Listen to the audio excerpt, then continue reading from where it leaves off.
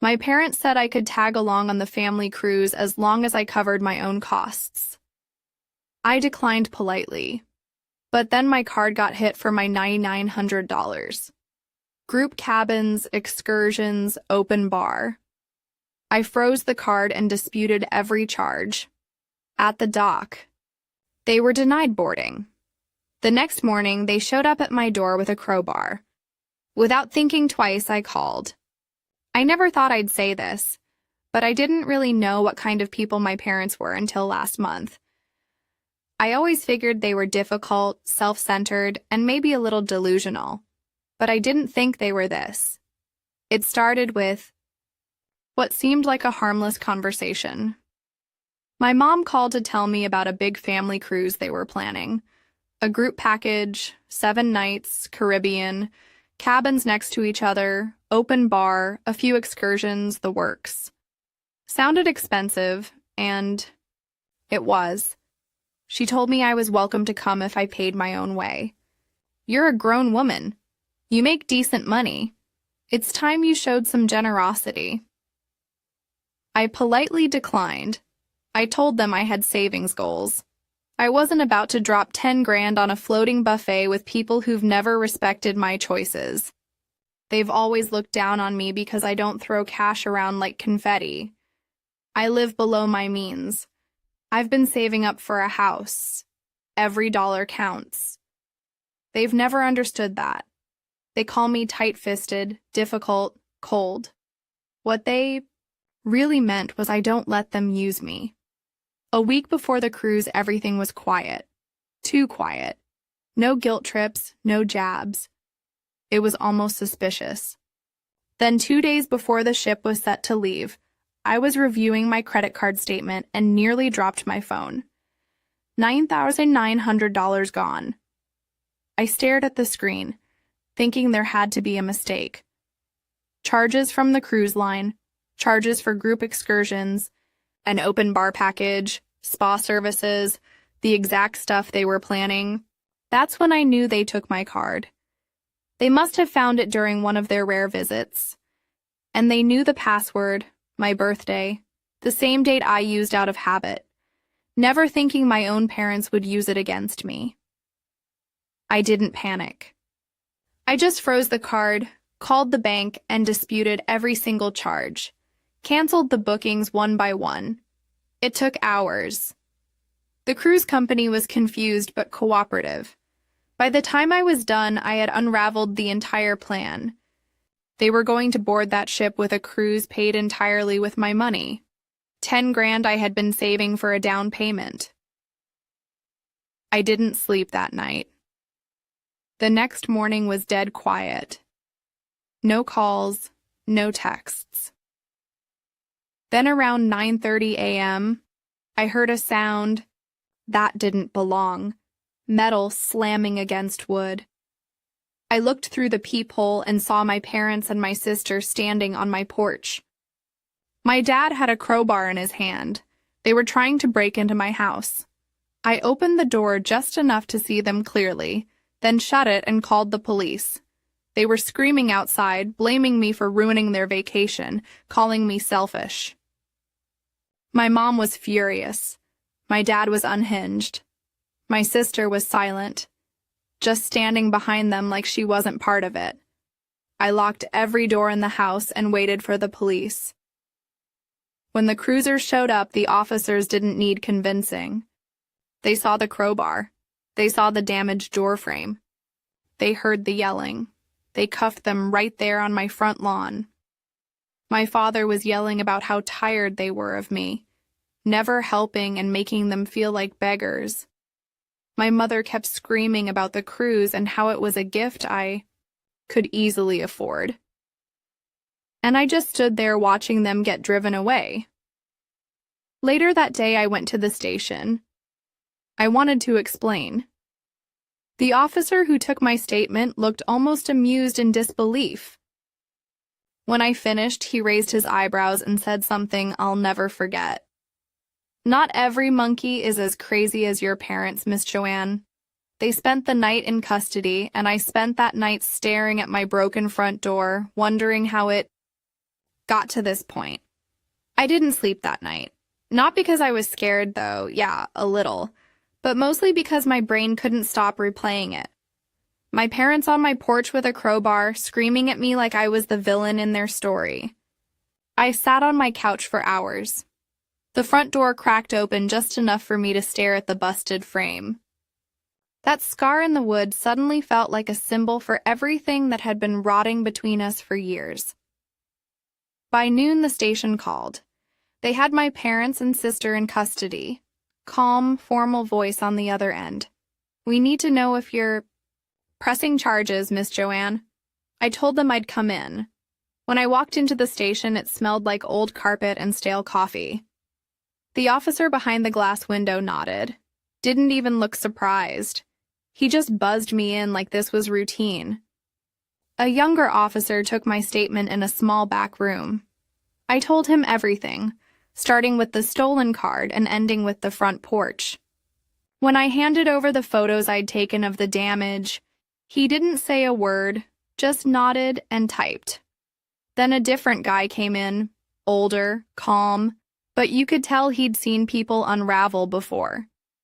He sat across from me like we were two co-workers, in a break room. "You know they could face felony charges for this, right? Breaking and entering with intent, unauthorized use of a financial instrument. That's not petty." I nodded. I didn't know what else to do. Then he said something that snapped me out of it. "I've seen all kinds. Family drama, holiday blow-ups, inheritance fights. But not every monkey is as crazy as your parents, Ms. Joanne." It didn't even feel like a joke. It felt like a warning. I asked him if they said anything after the arrest. He told me my father claimed it was a misunderstanding, said they were trying to settle things like a family, that I owed them that much. My mother apparently broke down in tears and said I had ruined their once-in-a-lifetime vacation and humiliated them in front of their friends. My sister told them they thought I wasn't home and just wanted to leave a message with a crowbar. I sat there for a long time, before saying anything. I told him I didn't want to press charges. Not yet. I need time. He nodded slowly. "They'll stay overnight. You've got until morning to decide." And they did. They spent the night in holding. Real cells. Not the kind with comfy chairs and vending machines. I didn't check in on them. I didn't want to see them. By the next morning, the station called again. They could release them, but only with my sign-off. I gave it. I told them I'd handle it. They came back in a taxi. No apology, no texts, just 3 people walking into their house like nothing had happened, like this was normal. I didn't reach out. I focused on repairing my front door. Cost me $800. Not a word from them about covering it. Then 5 days after, the whole thing exploded. I got a message from my sister. "Hey, Mom and Dad want to talk, just us come by for dinner." I hesitated, but her husband was going to be there. And unlike the rest of them, he never treated me like a second-class citizen. Honestly, he was the only reason I ever showed up for holidays anymore, so I said yes. I figured they wanted to smooth things over, maybe say something close to sorry, or at least pretend like they regretted anything. But nothing, and I mean nothing, could have prepared me for who else showed up that night. Walking up to their door, I felt a strange calm. Not peace, just clarity. Like I was walking into a courtroom rather than a family dinner. I'd already made up my mind that I wasn't going to yell. I wasn't going to explain myself. I was going to listen, let them talk, let them show me who they really were, if there was any doubt left. My sister opened the door like she'd been waiting by it. She didn't smile, just stepped aside to let me in. Mark, her husband, was already seated at the dining table, trying to look casual but clearly uncomfortable. I gave him a small nod. He nodded back. The table was set like it was Thanksgiving. My mother still believed in appearances. Chicken, mashed potatoes, some undercooked rolls, 3 wine glasses already filled. She wanted this to look like a family moment, even if there was a courtroom's worth of resentment buzzing in the air. We all sat down. No small talk. My dad started it. He leaned forward, arms crossed. "This can't go on, Joanne. We need to talk about what's happened to you." My mother jumped in like she'd been holding it in for weeks. "We've supported you your whole life. You used to be sweet, caring. Now you treat us like strangers." She looked genuinely hurt, but I didn't buy it. My mom had always been good at turning herself into the victim. She used words like weapons, soft but sharp. Then my dad said it out loud. "You could have let us have this one thing, just one vacation." "You had the money, so I finally spoke. You didn't ask, you stole it. You guessed my password and charged nearly $10,000 on my card. You didn't just cross a line. You didn't think I mattered at all." They didn't deny it. My mom actually shrugged, and we thought you'd be reasonable about it once you understood. You have no idea how hard things have been for us lately. You don't even ask. That's when my dad stood up and pointed his finger at me. "You live like some monk, counting pennies, never helping, never showing up for your family." My sister sat quiet. I looked at her and asked the only question I really wanted answered. "You knew?" She looked away, and right then the doorbell rang. My mom looked confused. My dad frowned. My sister stiffened. No one moved for a second. Then she stood up slowly and opened the door. Uncle Dennis. I hadn't seen him in over a year. I had no idea he was even in town. He stepped in like he already knew what was going on, like someone had given him a preview. He looked at everyone, then at me. "You all right?" I nodded. He pulled out a chair and sat down like it was his table. Looked at my parents. "So, you tried to rob your own daughter and got mad because she stopped you." No one said a word. He turned to my dad. "You know how messed up this is, right? I've done some wild things in my day, but I never tried to crowbar my way into my kid's house because she didn't buy me drinks on a boat." My dad opened his mouth, but Dennis cut him off. "You got caught.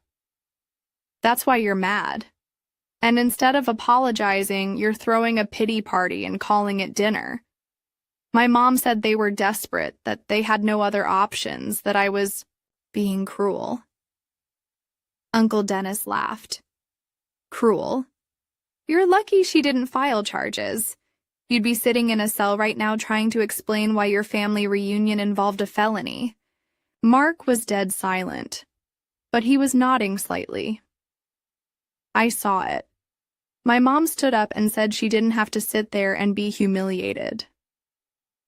My dad followed, muttering that this was pointless. My sister disappeared into the kitchen. Dennis looked at me and said, "Don't let them gaslight you, Joanne. They made their choice. You're not wrong for protecting yourself." He finished his wine, stood up, and patted me on the shoulder. "You handled it better than I would have. That's saying something. I left 10 minutes later, didn't take anything with me."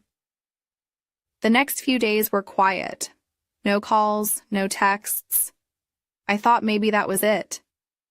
Maybe they'd finally realized they'd gone too far. But then I saw it. A Facebook post from my mom.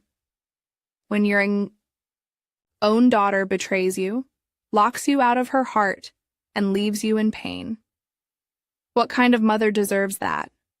Over 100 comments, her church friends offering prayers. Some relative I hadn't seen since I was 12 wrote, "She's always been selfish, hasn't she? Not one mention of the money, Not one word about the crowbar, just a carefully crafted fantasy where she was the broken-hearted victim and I was some cruel, heartless miser. And I knew then we weren't even close to done.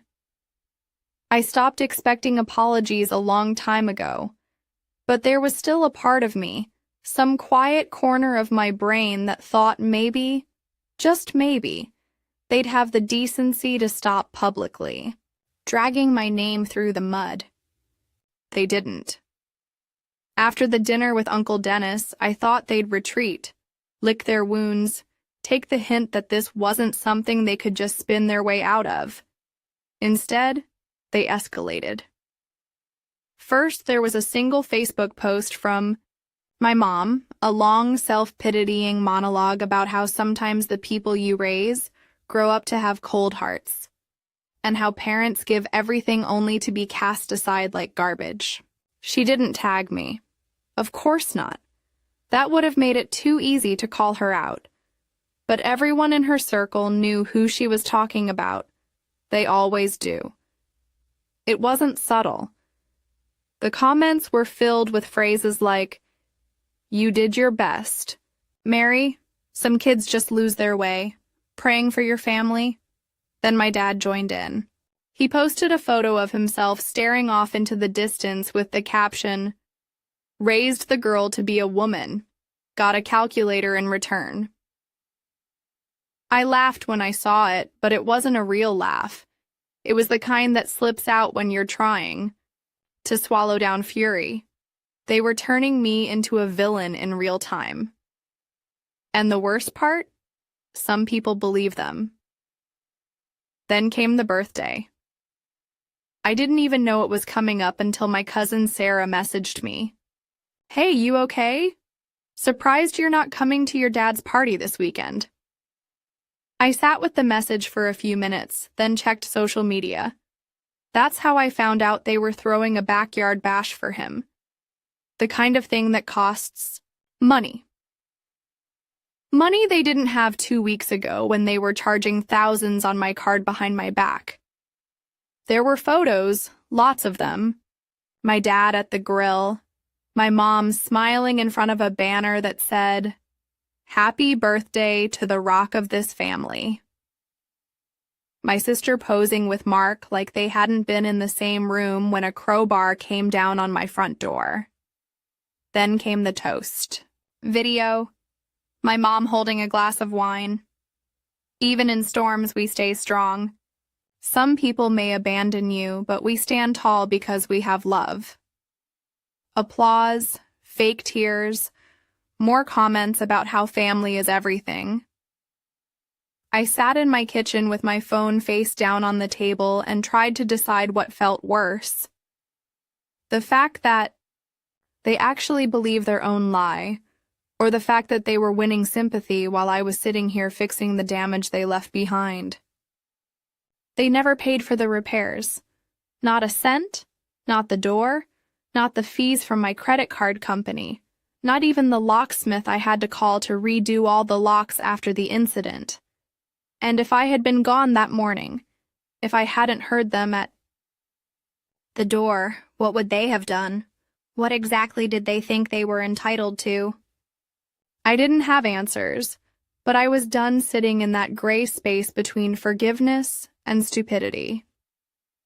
I couldn't reason with people who built a fantasy in their heads and then punished me for not playing along.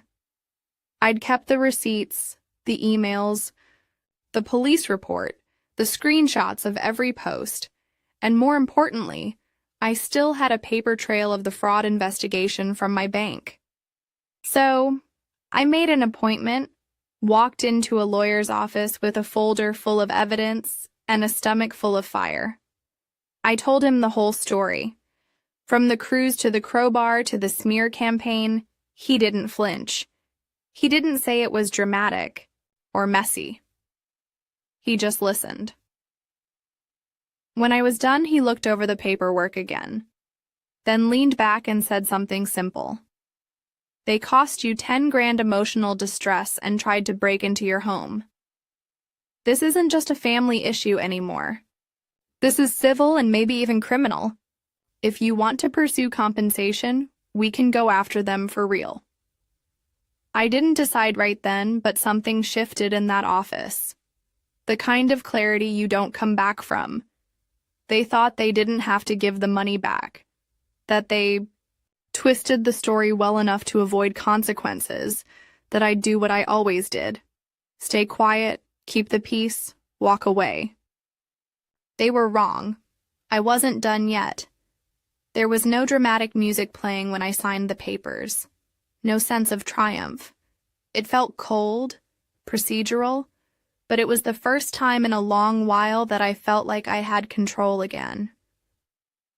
The lawsuit was straightforward. Theft of funds, property damage, emotional distress. My lawyer added everything we had.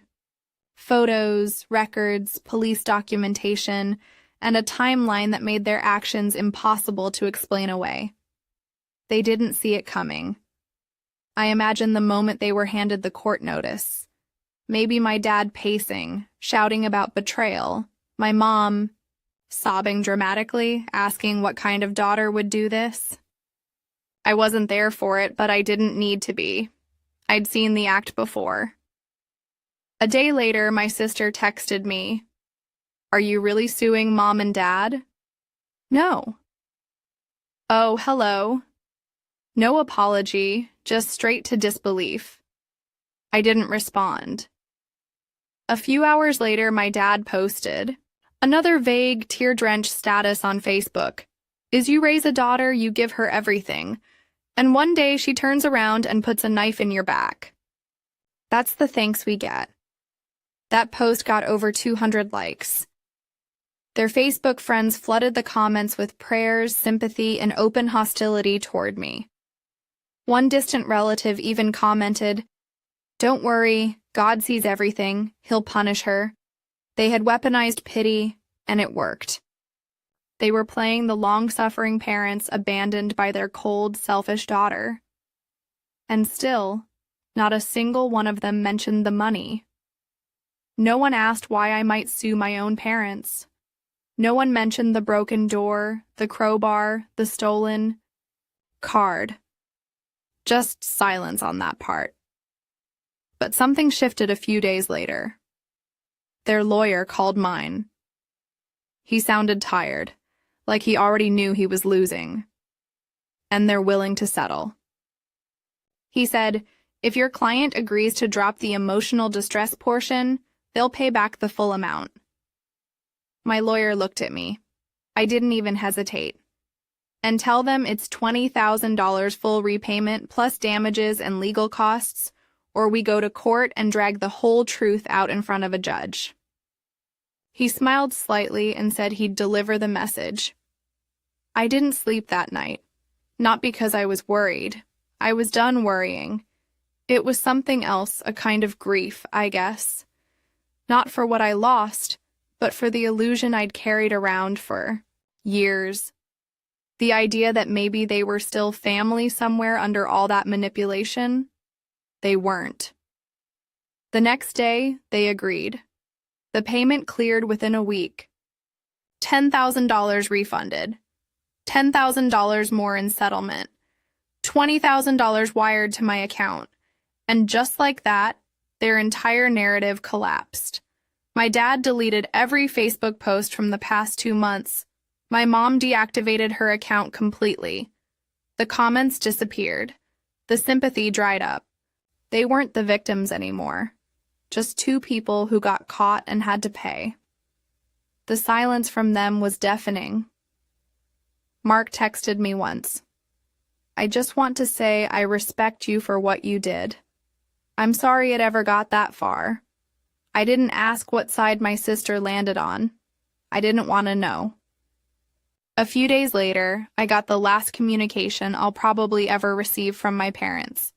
An email. 2 short lines. Hope you're happy now. Don't ever contact us again. No signature, no names, just that. I stared at it for a few minutes. Then, archived it. I never replied. They'd been cutting me off for years in every way that mattered. Now I was just finishing the job. They used to say that blood is thicker than water, but blood can stain too. And sometimes the only way to move forward is to stop pretending you're part of a family that never treated you like one. After the $20,000 settlement, I expected silence, a vacuum, the kind that only comes when people have finally realized the fight is over. But my parents, they never took silence as a cue to reflect. They took it as a strategy shift. It started with a Facebook whisper campaign. Private posts, old family friends, vague sob stories, no names, just enough breadcrumbs that everyone could figure out who the monster was. Jerry, dear us. She wanted revenge. We were only trying to bring the family together.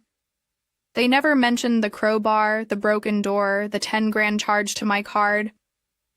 None of that made the narrative. The birthday party I wasn't invited to. Suddenly, in their version, I refused to show up and left them heartbroken. According to them, they had forgiven everything and were ready to move forward. But I was too cruel, too prideful. It was exhausting to watch. I didn't engage. I didn't defend myself. There was no point. The truth didn't matter in a space where likes and sympathy were currency. But the final blow was still coming. About a month after the settlement, I got a notice in the mail. Not an email, a printed letter from a small legal firm I didn't recognize. It was from my father. He had filed a counterclaim in small claims court against me. His accusation, emotional harm due to slander, defamation, and family alienation. He was suing me for 3 defendants. I read it 3 times before I started laughing. Not because it was funny, because it was insane. It wasn't even about the money. It was about rewriting the story officially. He wanted a piece of paper that said I was the one who caused harm. He wanted something he could show around and say, "See, I was the victim." I forwarded it to my lawyer. He asked me one question. Want to destroy this or dismiss it? I chose to destroy it. We gathered every record. The police report, the fraud report, photos of the door, the settlement they had already signed, and something else, something I hadn't planned to use. It was a voicemail from the day after they broke into my house. My mom had left it by accident. She must have thought she hung up, but it kept recording. In the background, I could hear her voice clear as day, saying, "She's going to ruin everything if she talks. We should have waited until she was gone." It was short, but it was gold. When we walked into court, they were shocked to see me with an attorney. My dad wore a smug expression until we played the voicemail. He turned red, then white, then completely silent. The judge didn't even let it drag on. Case dismissed. His claim was denied on the spot. My lawyer asked for sanctions. The judge granted it. My dad now owed me $750 for wasting the court's time. That's how it ended. Not with a fight, not with a dramatic apology, but with a debt. A humiliated man in a wrinkled polo shirt and the last shreds of his pride being taken apart in a courtroom by his own words. After that, it all stopped. The Facebook post vanished. The comments dried up. The whispers died. Even my sister, who had been mostly silent through all of it, unfriended me on everything and blocked my number. Mark, her husband, sent one last text. "You were right about them. I just didn't want to believe it. For what it's worth, I hope you're okay." And I am. I've moved. Quiet little town. Got a new job. Better pay. I even found a place with a small backyard. Nothing big, but enough for a fire pit and some peace. The door to my house doesn't creak when it closes. The locks are solid.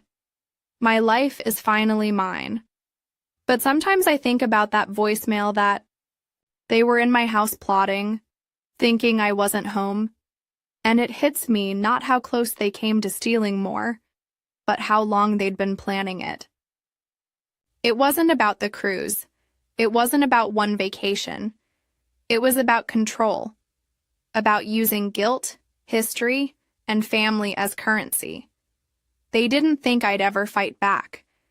And now they're offended. Offended that I stood up. Offended that I won. Offended that I dared to stop pretending they were good people who just made bad choices. I don't feel guilty. I don't feel sad. I feel free. It's strange how quiet real closure is. There's no applause, no final speech, just a stillness. Like the moment after a storm when everything is wet and heavy and calm. I didn't burn bridges. They walked off them. And I'm not rebuilding what they blew up. I'm building something new. Something just for me. Something they'll never get to touch again. Because here's the thing. Forgiveness isn't owed. It's earned. And family. Family isn't blood. It's behavior. And I finally learned that it's okay to walk away. Even if they say you're heartless. Even if they call you cruel. Even if they paint you as the villain. Because sometimes the